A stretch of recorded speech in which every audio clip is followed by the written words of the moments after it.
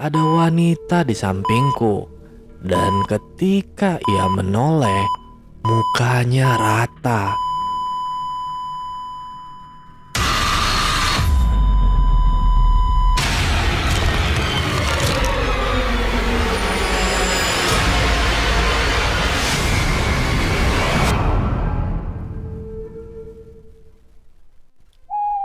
Halo para pecinta kisah horor di luar sana.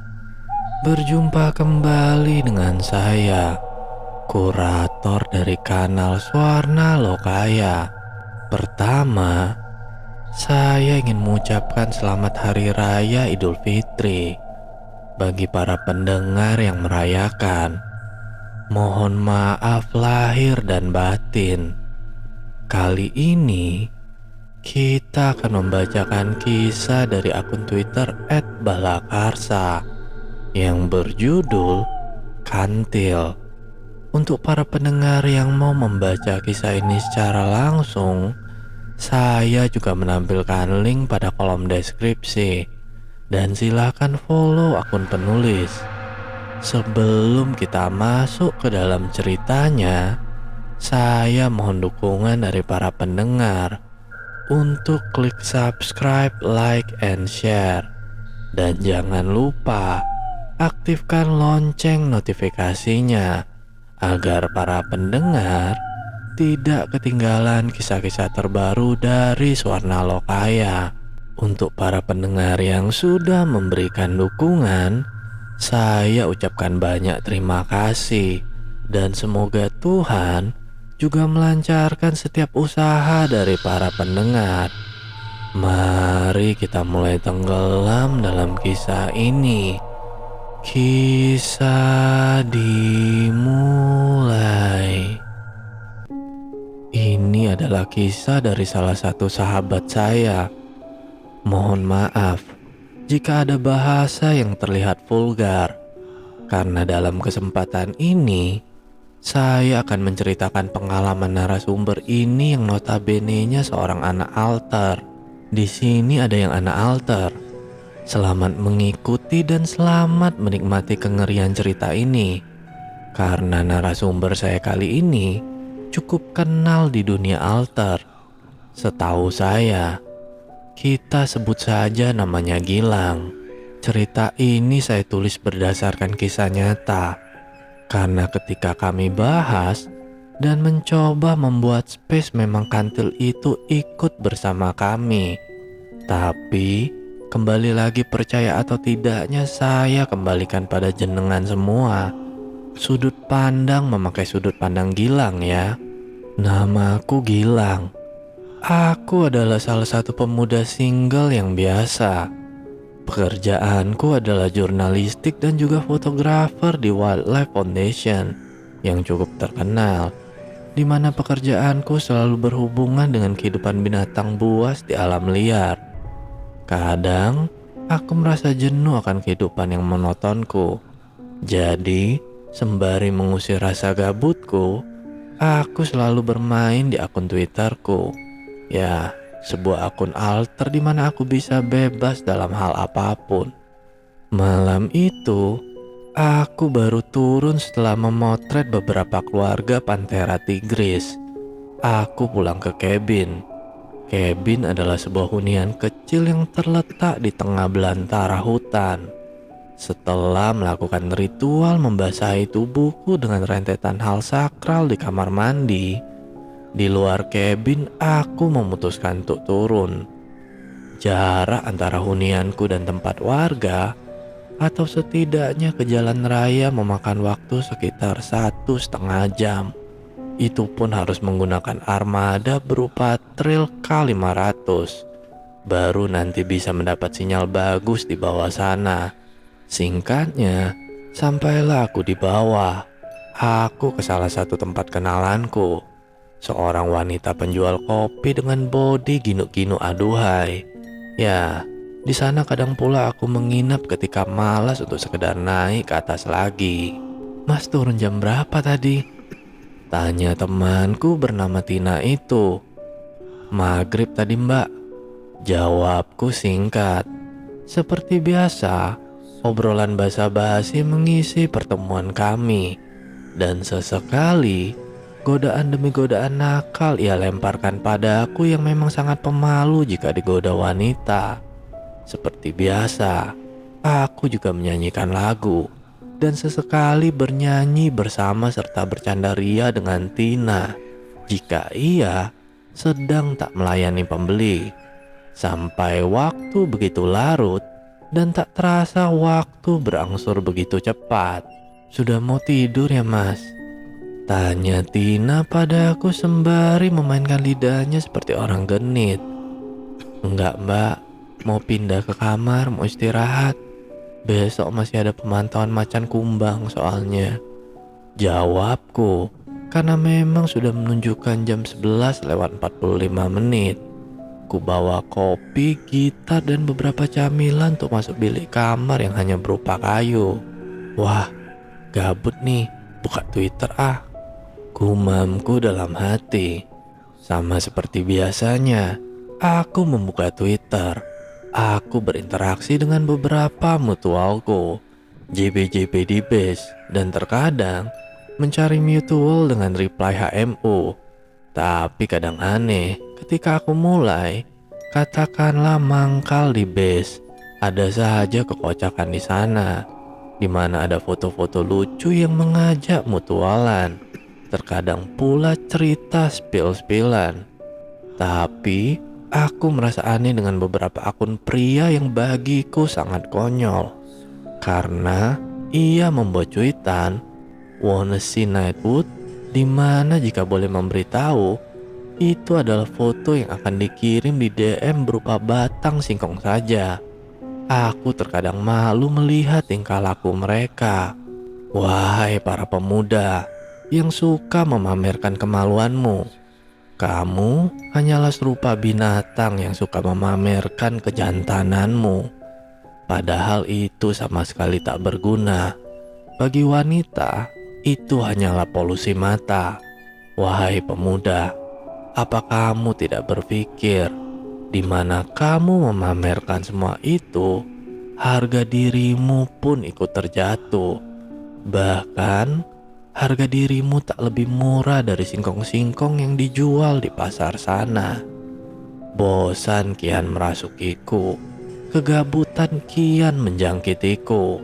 Ah, buka space ah, daripada gabut, pikirku. Aku pun membuka space di gelap malam di bilik kamar sendirian. Seperempat jam aku membuka space dan tak ada sama sekali yang masuk.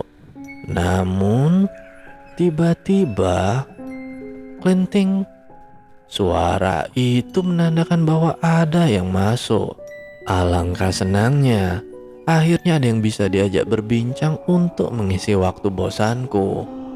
Halo, sapa aku pada ia. Seorang wanita nampaknya terlihat dari avatarnya. Aku pun mencoba menaikkannya menjadi pembicara.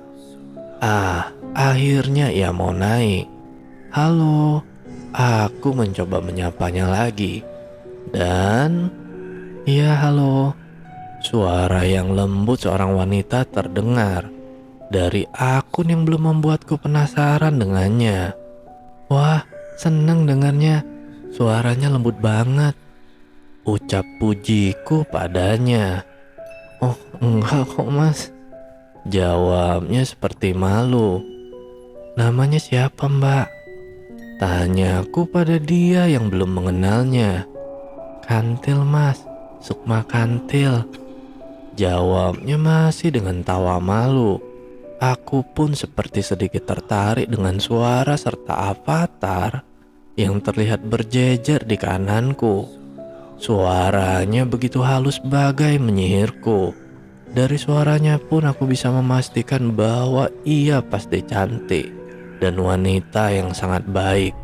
Dan sesekali berpikir bahwa aku jatuh cinta pada pandangan pertama. Mbak kenapa belum tidur? Tanyaku padanya. Bosan sih mas, jawabnya. Tapi aku juga berpikir, kok aneh ya? Sepertinya kami tidak bermutualan. Tapi kenapa dia bisa masuk ke spaceku? Tapi semua perasaan itu aku tampik jauh. Sama sih, aku juga bosen, ucapku. Mbaknya udah kerja atau kuliah? Tanyaku lagi. Enggak dua-duanya sih mas, jawabnya. Aku hanya bergumam dalam hati. Mungkin memang ia tak mau membahas perihal itu. Kemudian timbul rasa iseng bertanya layaknya seorang buaya. Kalau mbaknya space sama aku emang gak ada yang marah? Tanyaku. Maksudnya mas?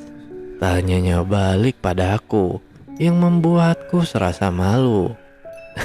Maksudnya pacar gitu mbak, jawabku. Enggak mas, mana ada yang mau sama saya mas? Jawabnya yang kian membuatku nampak semangat untuk speak dengan rapi dan tidak tergesa-gesa. Ah, nggak mungkin mbak. Mbak cantik kok, jangan insecure lah. Ucapku mencoba menyemangatinya. Iya mas, ucapnya. Wah, kalau mbaknya tidak punya pacar, aku boleh daftar dong, ucapku. Iya boleh mas, jawabnya, yang semakin membuatku bersemangat. Lama kami mengobrol sampai tak terasa sudah pukul jam 2 pagi. Aku jadi semakin penasaran akan wanita yang sedang berbincang denganku ini.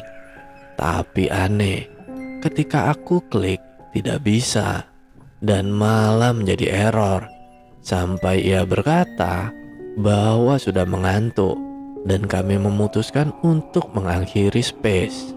Selamat tidur ya mbaknya, sampai bertemu di mimpi. Iya mas, sampai bertemu di mimpi, ucap lembut darinya. Space pun aku tutup.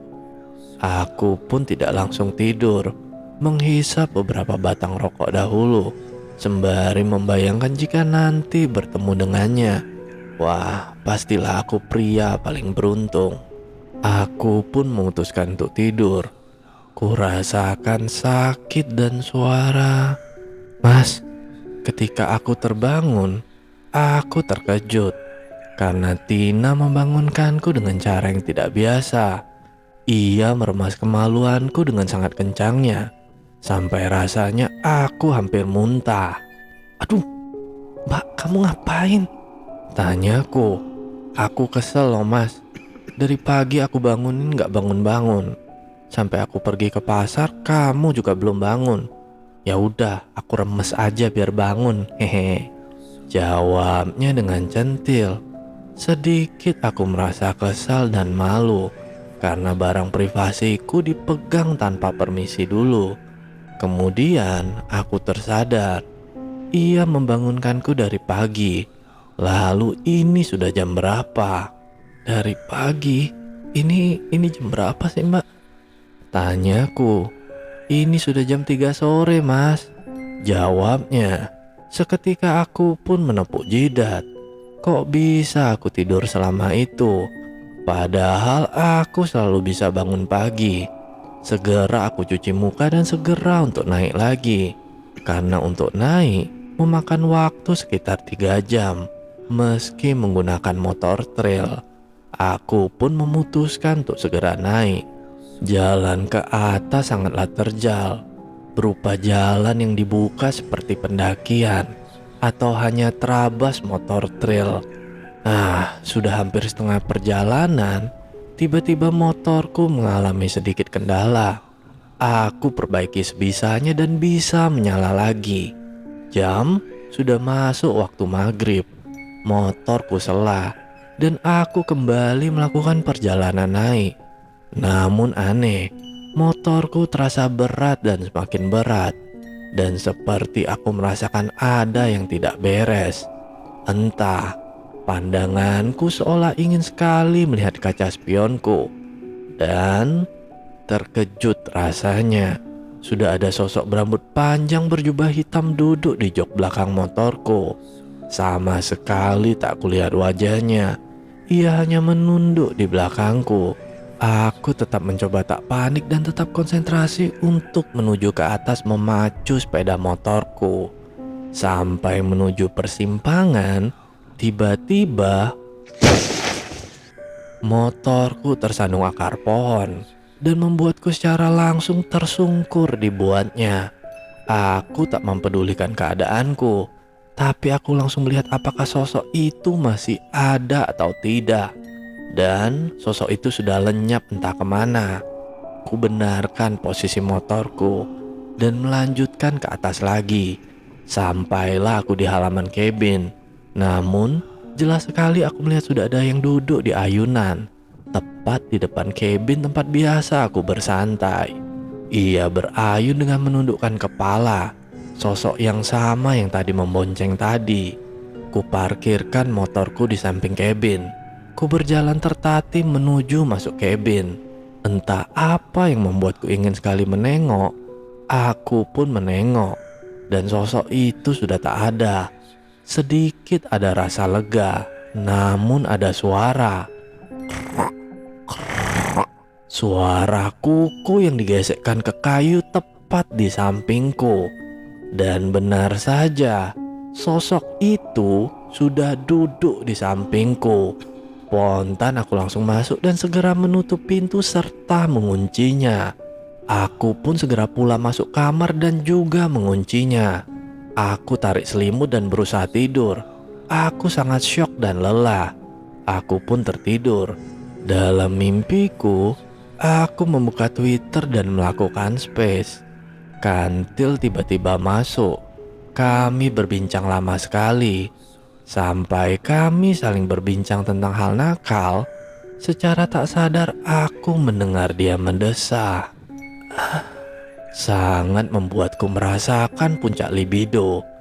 Namun ketika aku mencoba klik avatarnya, aku lihat avatarnya berubah menjadi sosok yang mengerikan. Kita kan pacaran. Kenapa kamu takut? Suara kantil menjadi menakutkan, dibarengi suara tawa yang melengking. Dan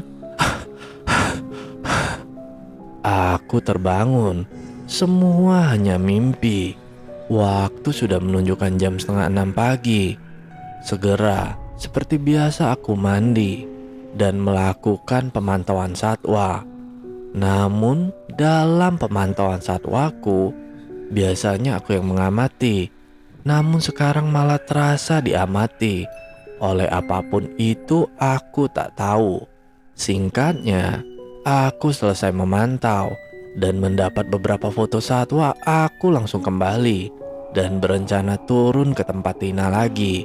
Aku pun bebersih dan menyela motorku guna ke tempat Tina.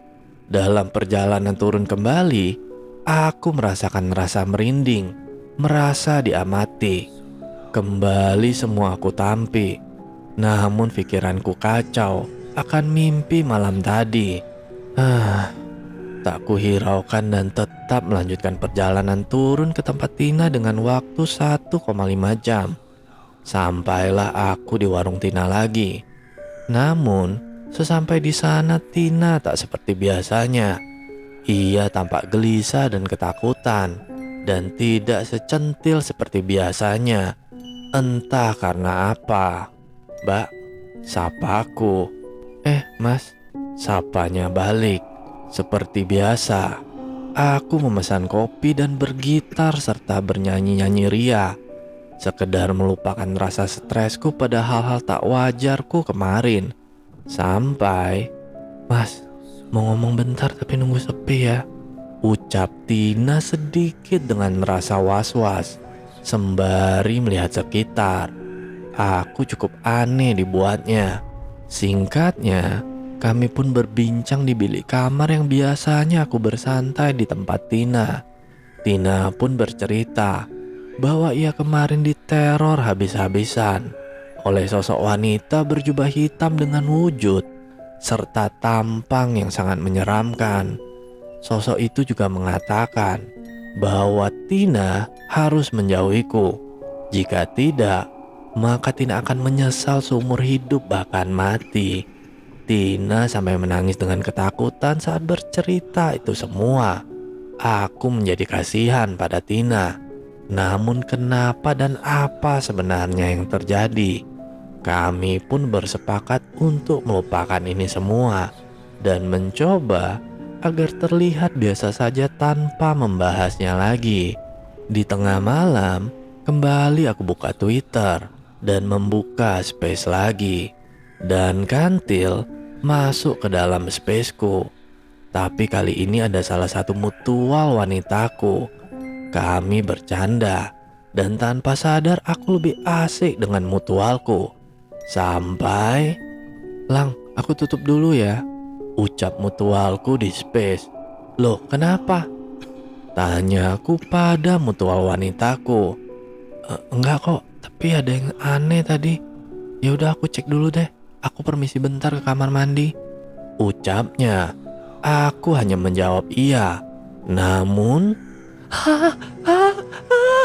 terdengar teriakan keras dari mutual wanitaku. Dan seketika ia keluar dari space. Kini tinggal aku berdua dengan Kantil. "Mas, kenapa?" tanyanya kepada aku. "Enggak kenapa-napa kok," jawabku. "Mbak kenapa belum tidur?" tanyaku. "Belum ngantuk mas, mau nemenin masnya aja," jawabnya. Aku menjadi penasaran. Aku pun mencoba untuk melihat akunnya. Akunnya kosong, tak ada apapun. Ku coba dengan tangan gemetaran untuk melihat avatarnya. Dan ketika aku melihat avatarnya, hanya terlihat foto avatar Kantil yang tak bermuka. Mukanya rata. Seketika itu, Kantil berbicara padaku. Mas, tidak usah melihat fotoku. Aku sudah ada di sampingmu. Dengan keberanian sebesar biji mentimun, aku mencoba menoleh ke samping. Benar saja, ada wanita di sampingku. Dan ketika ia menoleh, mukanya rata. Aku berteriak sejadinya dan langsung pingsan. Paginya, aku pun dibangunkan oleh Tina dan disuruh mencuci muka. Aku pun duduk di pojok sembari meminum teh hangat buatan Tina. Tiba-tiba, ada pria parubaya menghampiri tempat aku duduk dan berkata, "Mas, entah kamu salah apa aku tidak tahu. Tapi kalau bisa, kamu ke orang pintar atau kiai agar kamu terlepas dari sosok yang kini selalu mengikutimu." Sampai saat ini, sosok itu, Kantil, masih mengikutiku dan selalu menemaniku. Aku tersiksa dengan ini semua. Apakah ada yang mau bertukar tempat denganku? Tamat. Halo para pendengar, jika sudah merinding dan suka dengan kisah ini, boleh tinggalkan komentar di kolom komentar. Dan bagi para pendengar yang mau kisahnya dibawakan, silakan kirimkan ceritanya ke email swarna.lokaya@gmail.com. Baiklah, cukup sekian kisah horor kali ini. Semoga para pendengar beserta keluarga sehat selalu. Dan sampai bertemu lagi dengan kisah horor berikutnya. Tentu saja di kanal Swarna Lokaya. Bye.